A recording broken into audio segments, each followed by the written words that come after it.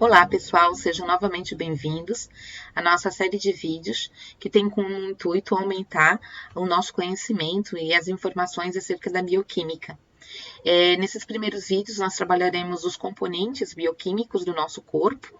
Já falamos sobre a água, que é um componente inorgânico com maior concentração dentro do nosso corpo. E hoje o nosso objetivo é trabalhar os sais minerais, que são os com menor concentração no nosso corpo. Entretanto, não, por favor, achem que essa menor concentração significa menor importância.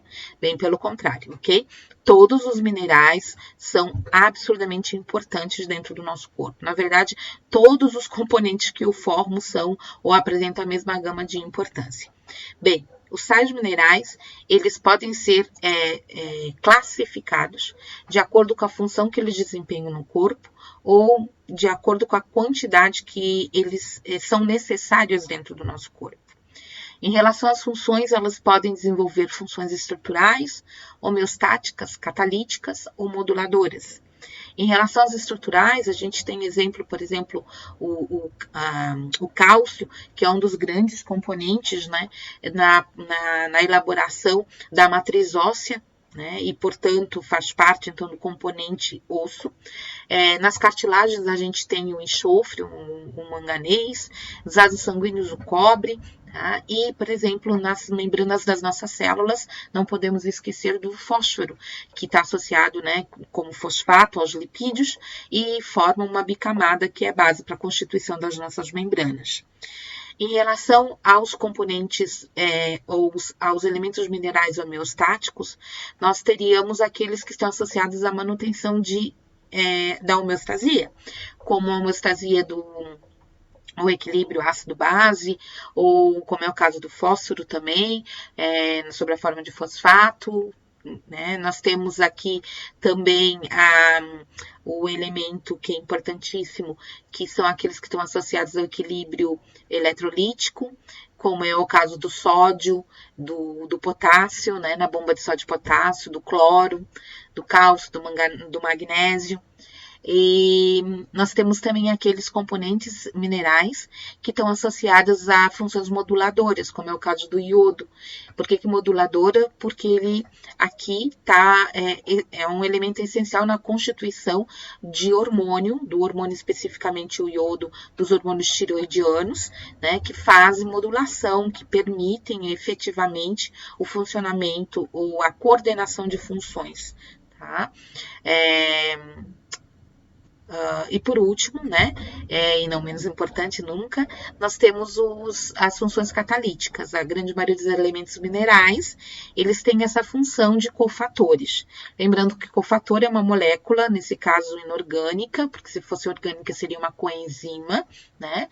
Um cofator, ele auxilia a ativação das enzimas nas suas funções catalíticas.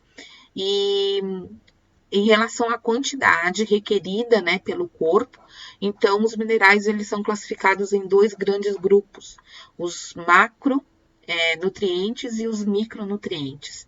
Essa tabelinha é uma tabelinha que eu apresentei a vocês no início dos nossos vídeos, né? É uma tabela do Leninger, onde ele demonstra, então, os elementos essenciais para a vida e para a saúde dos humanos e dos animais de uma maneira geral. Os elementos que estão demonstrados em vermelho, eles são componentes estruturais das células, dos tecidos, e eles são necessários e são considerados o que a gente chama de macronutrientes. Eles têm essa denominação porque eles são requeridos numa concentração superior a 100 miligramas por dia. Os níveis plasmáticos desses macronutrientes, principalmente o cálcio, o potássio, o cloro e o magnésio, eles estão sujeitos a controle homeostático, que regula a absorção, deposição e mobilização das reservas e a própria excreção desses minerais. Tá? Em amarelo, nós temos os chamados micronutrientes ou elementos traços. Esses não apresentam um controle homeostático e eles são requeridos numa dosagem menor do que 100 miligramas por dia. O estudo dos minerais, ele teve um avanço significativo a partir da década de 70, embora já se soubesse sobre eles bem antes. E por que década de 70? Porque houve um desenvolvimento de técnicas analíticas que foram muito mais sensíveis e precisas e permitiram, então, que a gente pudesse quantificar esses elementos nos alimentos e também nos fluidos biológicos. Mas, além disso, e com isso, na verdade, também, desvendar alguns mecanismos funcionais, ou seja, como é que eles atuavam, né, dentro do corpo. Hoje, a Organização Mundial da Saúde, ela reconhece o papel de 18 minerais como sendo essenciais na formação e na manutenção da vida, tá? Minerais como zinco, cálcio, ferro, né, o magnésio, selênio, iodo, entre outros, ok? Bem, dentro do corpo humano, como eu falei, os minerais, eles têm uma concentração entre 4% a 5%, tá? E eles são distribuídos, a concentração de cada um é muito variada, não só em relação aos tecidos, como em relação ao corpo. Existe também diferença na concentração, às vezes, em homem e mulher. Como também é muito comum a gente observar alterações ao longo das diferentes fases da vida. Em algumas fases, alguns desses elementos são mais necessários que em outro, como é no caso da infância ou mesmo no caso de gravidez, de gestação. Bem, os sais minerais, eles podem ser encontrados no nosso corpo basicamente em 3 formas. Ou eles estão dissolvidos na água do corpo, na forma de íons, geralmente, tá? Eles estão associados na forma de cristais, como é o carbonato de cálcio, fosfato de cálcio, que são os que são, por exemplo, encontrados nos ossos, tá? Imobilizados ou cristalizados. E eles podem estar associados também a compostos orgânicos, como é o caso do ferro, que está mostrado aqui na molécula da hemoglobina, o magnésio na clorofila ou o cobalto na vitamina 12, tá? Sempre que houver essa associação com compostos orgânicos, a gente diz que esse mineral está quelado.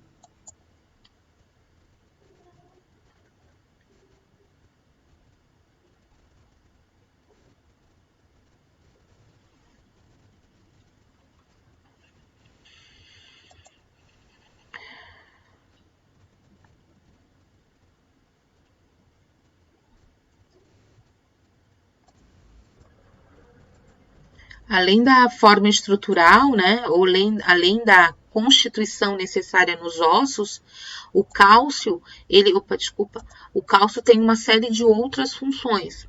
No músculo estriado, por exemplo, nos músculos estriados, esquelético e cardíaco, a contração só vai acontecer com a presença de cálcio. Tá? Então, a contração normalmente se dá, como a gente está mostrando aqui, a partir dos filamentos. O filamento fino, que a gente chama de actina, que está envolvido por outros 2 grupos de proteínas, a tropomiosina e a troponina, e os filamentos grossos, que são chamados de miosina. Tá? A miosina apresenta na sua constituição uma cabeça que se liga à actina e permite o deslocamento de uma sobre a outra, tá? A cabeça da miosina empurra os filamentos de actina, geralmente gerando então a contração muscular. O que a gente nota, entretanto, que para que essa cabeça se ligue ao filamento de actina, tá? Nós dependemos de um movimento dessa proteína, que é uma proteína chamada tropomiosina, que envolve os filamentos de actina. A tropomiosina, ela se associa à troponina e a troponina apresenta um sítio de ligação com o cálcio. Na presença de cálcio, que é liberado quando existe um estímulo para a contração, né, via acetilcolina, nós vamos observar que o cálcio, ele se liga então à troponina, esse sítio onde ele tem, a troponina associada ao cálcio, então estimula o movimento da tropomiosina, que libera o local de contato da cabeça da miosina. Desculpa. Libera na actina o local de contato da cabeça da miosina. E aí, assim, você tem esse deslizamento entre esses dois filamentos que formam, que são a base do que a gente conhece como contração, certo? Então, duas ações conjuntas são necessárias para a contração muscular. A movimentação da cabeça da miosina para atingir a actina e a liberação desse ponto de ligação do filamento da actina, né, que está em condições de relaxamento, que é ocupado pela tropomiosina, e para isso a gente precisa ter o cálcio, tá? Bem, além disso, nós vamos observar uma importância muito grande do cálcio na coagulação sanguínea.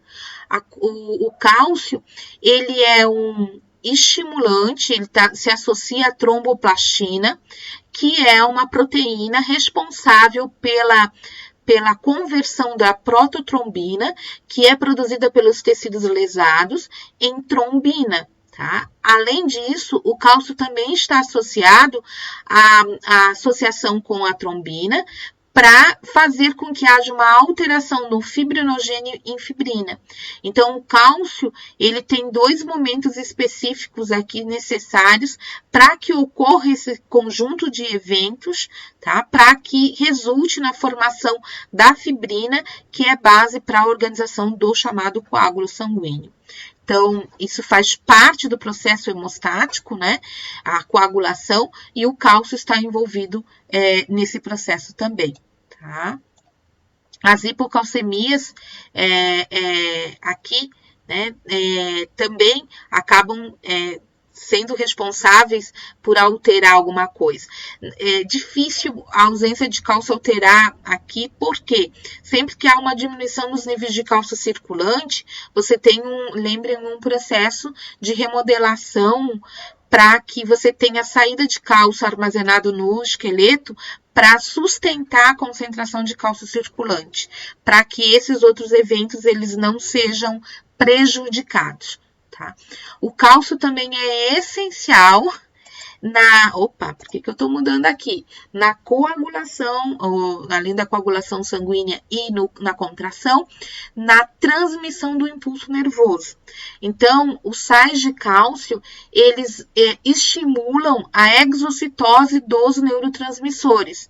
O influxo de cálcio promove essa exocitose. Se você não tiver, né, primeiro ocorre a despolarização aqui, e com a despolarização você tem a abertura de canais de cálcio, e essa abertura de canais de cálcio, o cálcio aqui, vai então estimular a liberação dos neurotransmissores. Caso isso não aconteça, você tem problemas nesse processo aqui especificamente, tá?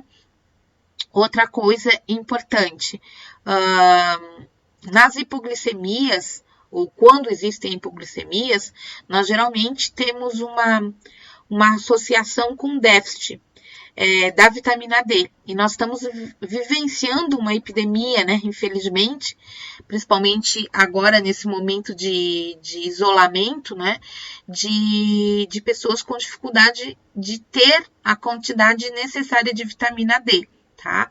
Ou também pode estar associado ao aporte não correto de cálcio. Tá?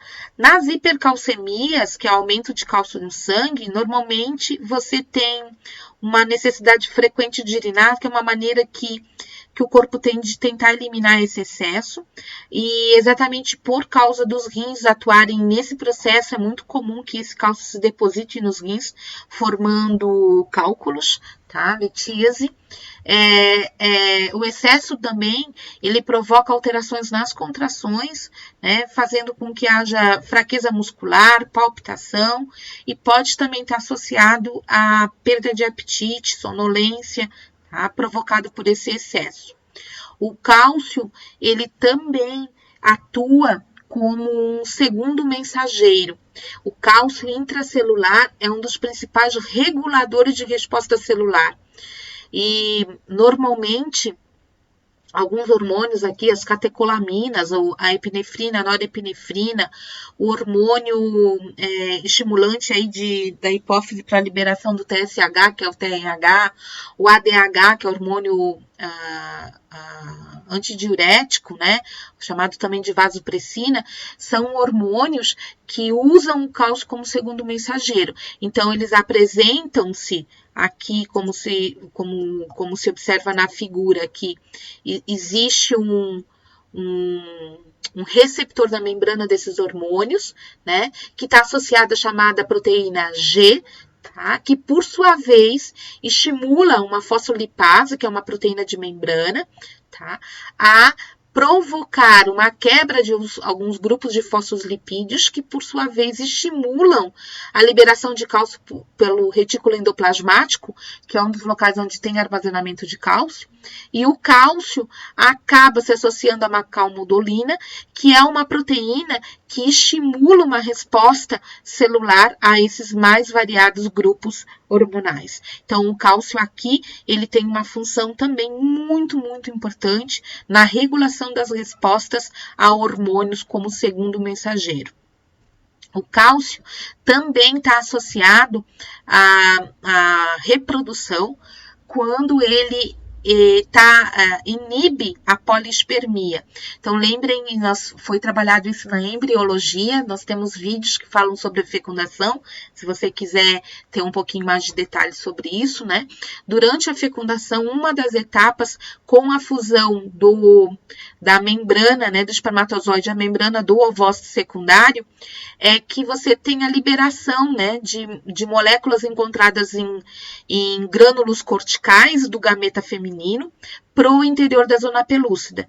E no interior desses grânulos existe cálcio, que calcificam a zona pelúcida, que é essencial essa calcificação, inclusive para o processo de segmentação ou clivagem. Então, o cálcio também tem função aqui. O cálcio, ele também está envolvido, principalmente com a questão que está associada a segundo mensageiro, mas ele também está envolvido o excesso dele na célula, ele normalmente está envolvido com a apoptose, que é a morte celular programada, tá? Aqui tá falando morte neuronal porque é a figurinha, mas não é só de neurônios, tá? O aumento de cálcio citosólico, ele interfere nas ATPases, que são aquelas proteínas que são produtoras do ATP, né? Então, imagina, não tem produção de ATP, nas fosfolipases, nas proteases de uma maneira geral, impedindo, então, a produção inibindo ou dificultando, rompendo proteínas, principalmente proteínas de membrana e proteínas citoplasmáticas, e também eles ativam endonucleases que causam lesão do DNA nuclear, que todo esse conjunto aqui de fatores, né, acabam sendo associados ao que a gente chama de morte celular programada. Tá? O cálcio ionizado, ele então é necessário também para algumas reações enzimáticas de transporte, estabilidade de membrana, coagulação sanguínea, condução nervosa, transmissão neuromuscular, contração muscular, contração de musculatura lisa, secreção hormonal, formação e reabsorção óssea, controle e metabolismo hepático de glicogênio, como segundo mensageiro, e divisão e crescimento celular. Tá? Então, notem uma quantidade absurda de funções para esse macronutriente. Não é à toa que dos nutrientes, dos minerais, ele é o que está em maior concentração, ok? Associado à função do cálcio, a gente não pode nunca separar um outro elemento, que é o fósforo. Tá? O aporte de fósforo é amplamente coberto pela alimentação, uma vez que esse mineral se encontra numa quantidade relativamente importante em numerosos alimentos, tá? Principalmente aqueles também que têm cálcio. O cálcio e o fósforo estão associados, então leite de todos os seus derivados, cereais, castanhas, e o fósforo também está muito encontrado em carnes, aves e peixes. Por quê? Dentro dos músculos, não esqueçam, tem o cálcio e também tem o fósforo, tá? Bem, 1% do peso corpóreo, que é aproximadamente 600 gramas, é de cálcio. Notem que a grande parte, do fósforo, como o cálcio, a maioria do fósforo está no nosso esqueleto, está imobilizado aqui, e parte dele também está no fluido extracelular. A concentração normal de fósforo no nosso corpo gira em torno de 3 a 4,5 miligramas por decilitro. Tá? Nós temos a maioria do fósforo absorvido na região de duodeno e jejuno, e como ele também está muito associado ao cálcio, o fósforo também depende da vitamina D, ok? As hipofosforemias, que é essa redução nos níveis de fósforo circulantes, podem ser assintomáticas ou provocar algum certo número de sinais clínicos que normalmente estão associados à diminuição de reflexos. Pode ter formigamento nas extremidades, ao redor da boca, por exemplo, fraqueza muscular, alguns distúrbios de atenção também, tá? A hipofosforemia, ela pode ser causada principalmente por situações como jejum, desnutrição, né? O alcoolismo também é responsável, ou em situações onde você tem diarreia, vômito. Quem usa muito antiácido também, tá? Principalmente com hidróxido de alumínio, hidróxido de magnésio, pode interferir na absorção de fósforo. O fósforo, então, é um mineral que, combinado com o cálcio, forma a estrutura resistente dos ossos e também dos dentes. Forma o que eles chamam de fosfato de cálcio, né? Essa é a base que a gente observa do componente hidroxiapatita, que a gente encontra na matriz dos nossos ossos, dos nossos dentes e assim por diante. Então, por isso, a necessidade da vitamina D também. Tá? Entretanto, não tem controle aqui da calcitonina, não. Esses são mais exclusivos do metabolismo de cálcio, ok?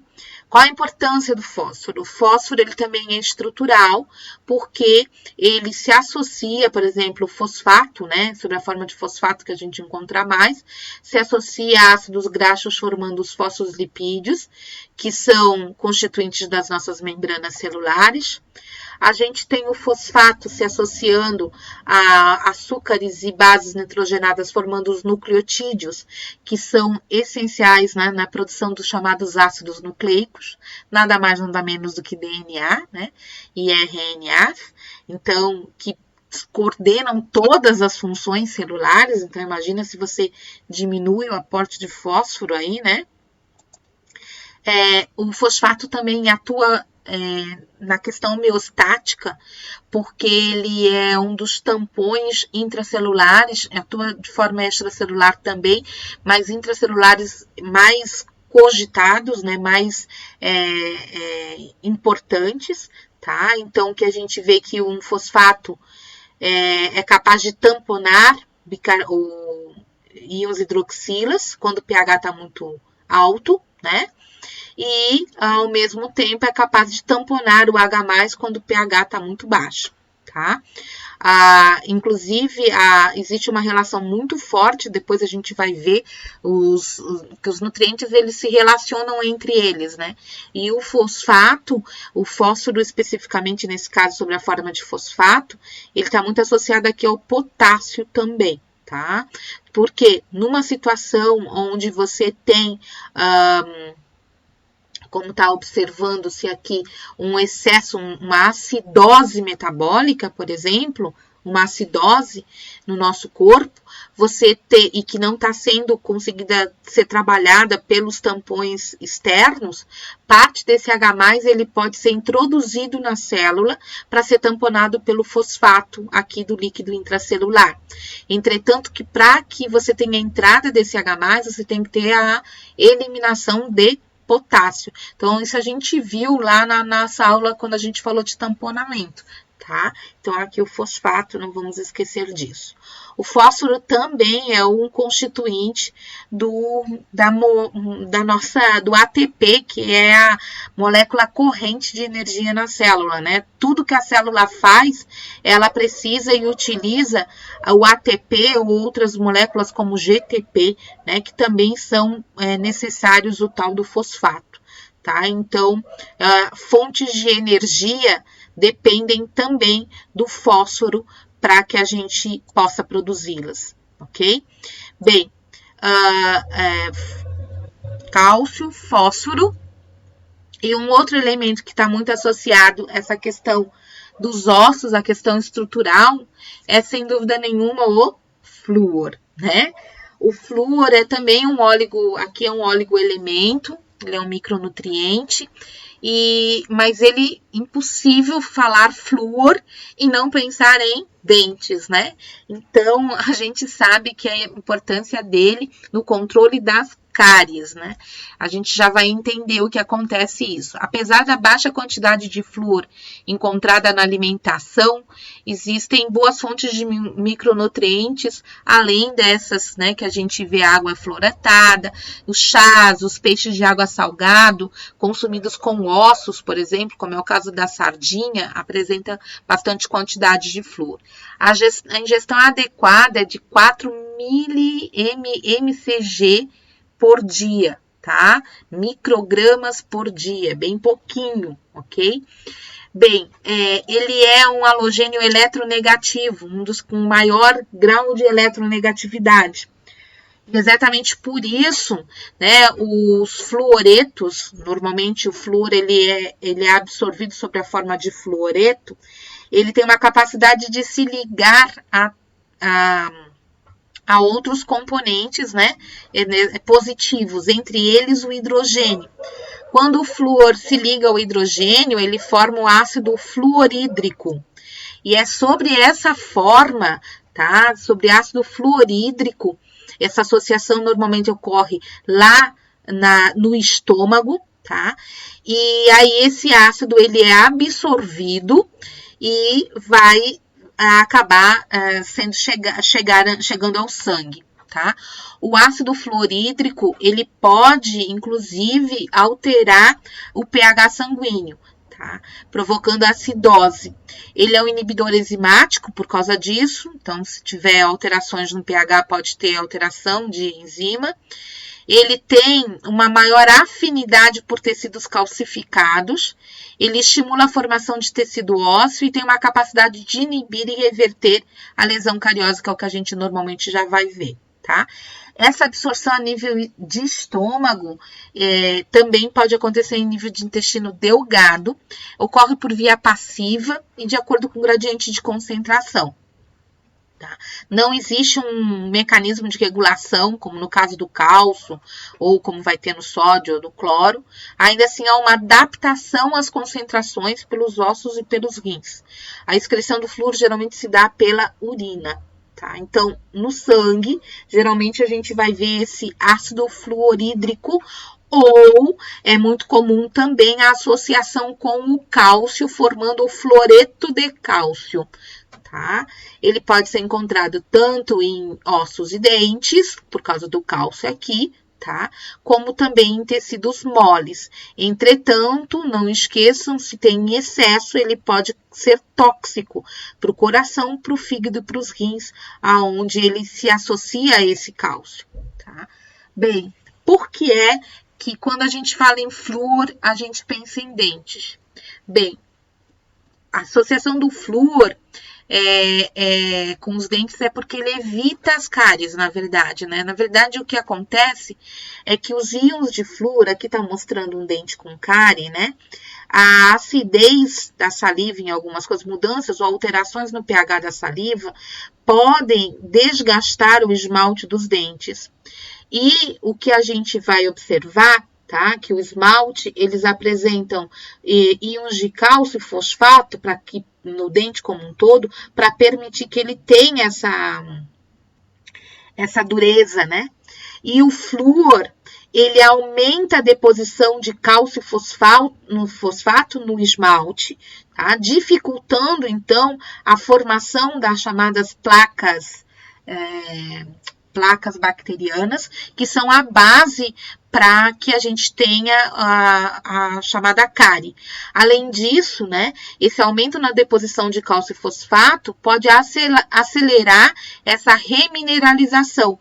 Então, tem uma atração de íons de cálcio e fosfato quando existe o flúor, tá? Então, ele está associado à formação dessa hidroxiapatita, ok? A concentração de flúor no esmalte dentário, ele diminui à medida que se distancia da superfície, tá? Normalmente a gente vê aqui. É muito importante essa constituição, né, mais endurecida do esmalte para que nós não tenhamos as cáries, por exemplo, chegando à região de polpa, né, que é um dos grandes problemas. Bem, além disso, né, além de estar associado a essa remineralização, o flúor também interfere no metabolismo bacteriano. De que forma? Ele inibe duas enzimas importantíssimas, a enolase e a ATPase. A enolase, ela transforma o gliceraldeído em piruvato, ele está associado, então, a metabolismo de açúcar, que é a base para a bactéria ter energia, para conseguir se multiplicar, para conseguir dominar aquele espaço, né? Então, quando ele evita a produção de piruvato, você quebra a base de energia dessa célula, tá? E a enolase também, né, precisa funcionar, para ela funcionar, ela precisa de magnésio. E o flúor, ele entra com o hidrogênio e rouba o magnésio necessário para que essa enzima funcione. Por isso, ela não vai funcionar, tá? A ATPase, a gente já sabe, a ATPase é uma molécula que é produtora de ATP. Então, se ela inibe uma ATPase, a gente já sabe qual o efeito disso, ou seja, mata, a célula não tem de onde tirar energia, é o efeito que a gente chama de bacteriostático, ok? Além disso, você tem uma alteração na permeabilidade da membrana das bactérias, tá? Levando ao extravasamento do conteúdo e levando à morte celular, ok? Além disso, o fluoreto também está associado ao osso, né? Altas doses estimulam a proliferação dos osteoblastos, que são as células que são responsáveis pela deposição de cálcio, né? De fosfato de cálcio no osso. Entretanto, alguns cientistas têm voltado a sua atenção para esses efeitos do fluoreto nos ossos, já que, como eles estimulam muito os osteoblastos, o medo é que isso possa induzir a formação de tumores nos ossos, tumores malignos, tá? Mas são estudos que estão sendo feitos. Os fluoretos também parecem alterar a estrutura cristalina do osso, tá? Provocando menos deposição de matéria orgânica, que também é importante, tá? E favorecendo muito mais a formação do mineral, que torna ele mais propenso a fraturas, ok? Tá, gente? Então, essa é a primeira parte que eu queria conversar com vocês, os primeiros exemplos de minerais que estão associados à questão estrutural. Entretanto, não esqueçam que não é só isso, né? Vejam que eles também podem agir, né, inibindo ou ativando algumas enzimas específicas. Vamos terminar esse vídeo. Se você gostou, por favor, deixe o seu joinha aí. Se tiver dúvida, anote para tirar comigo nas nossas aulas, se você é meu aluno. E se você não é meu aluno, não esquece, por favor, tá? Se inscreve no canal para receber todos os nossos vídeos, né, que vão sendo postados ao longo do tempo. E também, né, para tirar dúvida aí, coloca que eu vou responder na medida do possível, ok? Até daqui a pouquinho, a gente continua esse assunto no próximo vídeo.